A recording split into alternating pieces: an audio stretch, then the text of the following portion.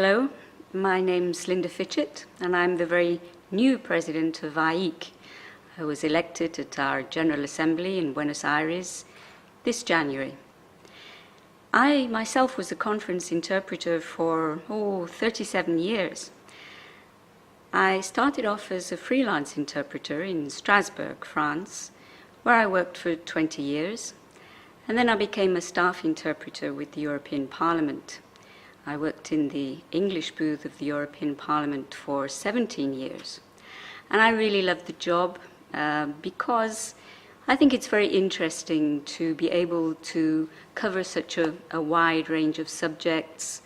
And also I was very lucky in that I was able to travel. I traveled the world with both the Council of Europe and with the European Parliament most particularly, and saw indeed things that even ordinary people, tourists, might not see, the insides of palaces and museums and meeting rooms that were always open to us when we toured with delegations.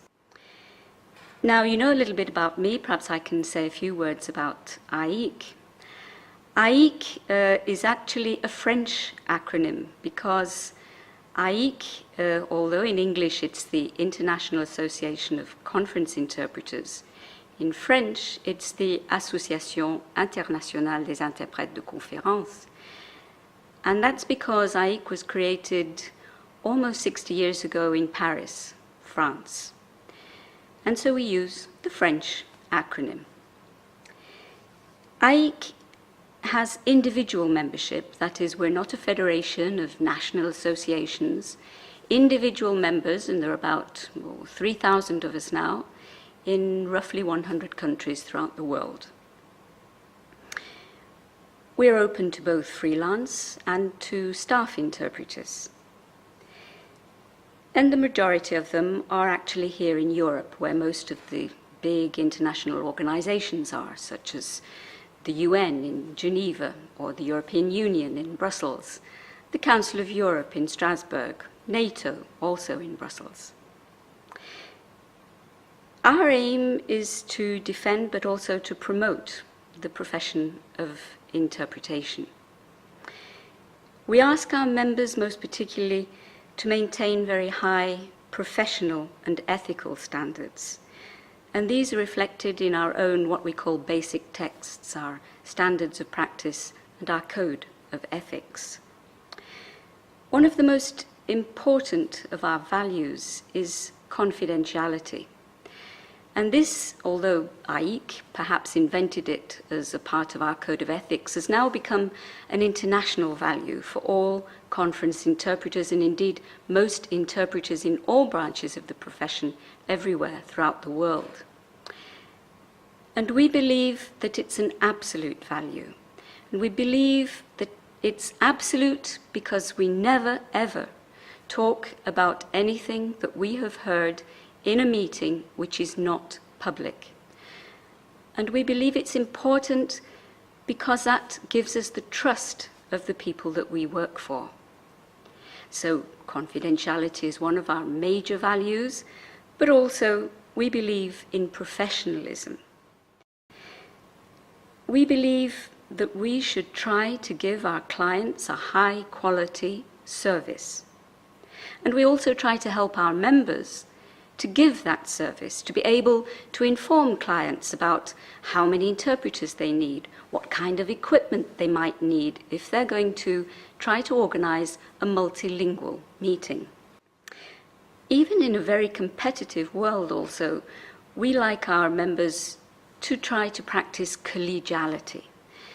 That means, most particularly, if they're working in a booth, then they try to help their colleague.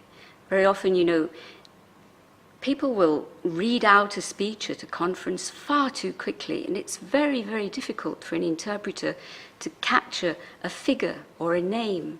And therefore, it's very useful if your colleague in the booth can write it down for you quickly so that you can get it right. And that is indeed one of the reasons why we're usually at least 2 interpreters in a simultaneous interpreting booth.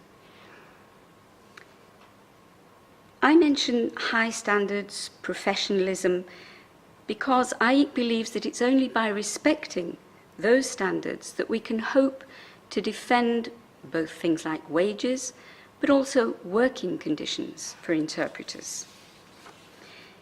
We press for quality of service for the clients, but we're also very concerned to maintain the health of interpreters, who should rightly expect to be able to work for a whole career in a very stressful job. That means, therefore, that we advocate good working conditions, and we, as an association, follow the technical innovations which may or may not help us to work better. So, for example, we work together with our employers, such as the European Parliament or the European Commission, when they want to put in new interpreting booths or they want to introduce new technology into their meeting rooms. And when, for example, they want to carry out experiments with new technology, such as remote interpreting. We work together with them so that we can make recommendations and that we can give our advice about what is important for us and how, therefore, we should be working with all this new equipment. We also participate in standardization initiatives, for example, through the International Standards Organization, which covers standards for interpreting booths for simultaneous interpretation and for equipment such as headphones and microphones.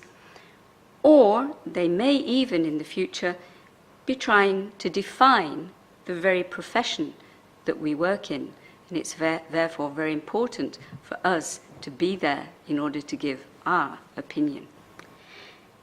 We try to help our members, our colleagues, to continue with further training or to adapt to innovation through seminars that we organize on specific themes.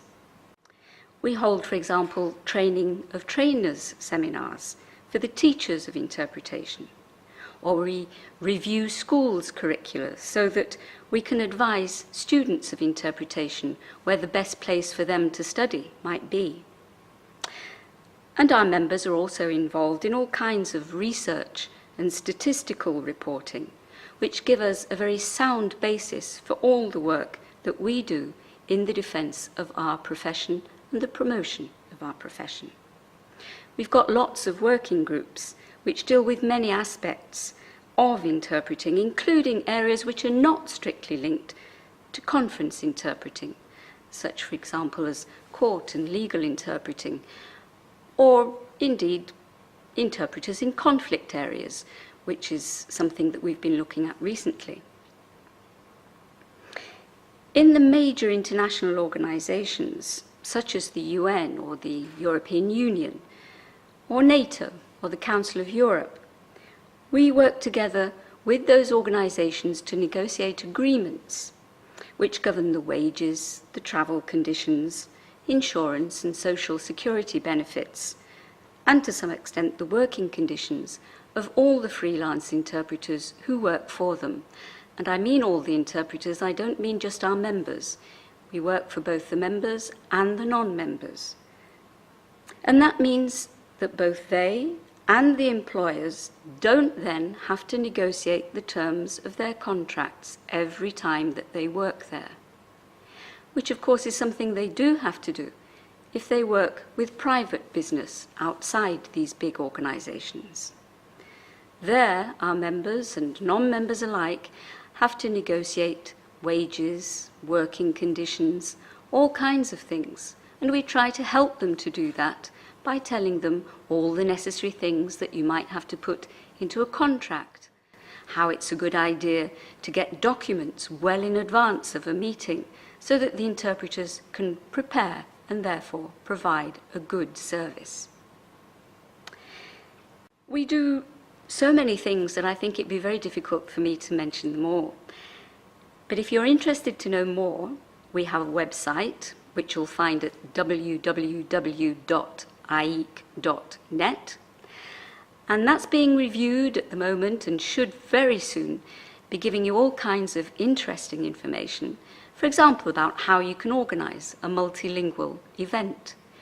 Or you can indeed find the names of interpreters through our directory. I've got one here, but we also have one online with the names of our members, so that if you're looking for an interpreter with Swahili working into French, then you should be able to find one somewhere in the world who is a member of AIIC. We also have a Facebook page called Interpreting the World. That's been very successful. It was only launched relatively recently, and I think there are well over 3,000 visits to that Facebook site. And you'll find all kinds of interesting reports there, not only about interpreting, but about all kinds of linguistic questions. And then something which I think will be very interesting, especially for new, young, fledgling interpreters, is our new question and answer site. That's called interpreting.info, and you'll find that also online, and there you can ask or indeed answer questions about interpreting.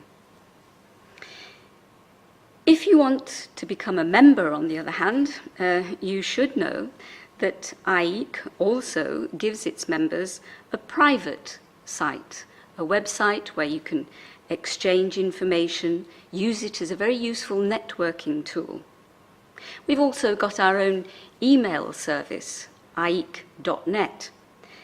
And of course, we've got our online directory, which I mention again because lots of people, interpreters, like to join AIIC in order to get their names in what we call the book, so that clients can find them, but also consultant interpreters who are looking for interpreters to make teams of interpreters. We also, of course, have our own consultant interpreters who can help clients organize their meetings, and you'll find a list of them on site online too. I think that I've told you more or less all I can about AIIC in such a short space of time. If you want to know more, you can visit our website, and perhaps I'll come back at a later time as well and tell you about something specific that you might really want to know about later. Thank you very much for listening. I hope it's been interesting to everyone.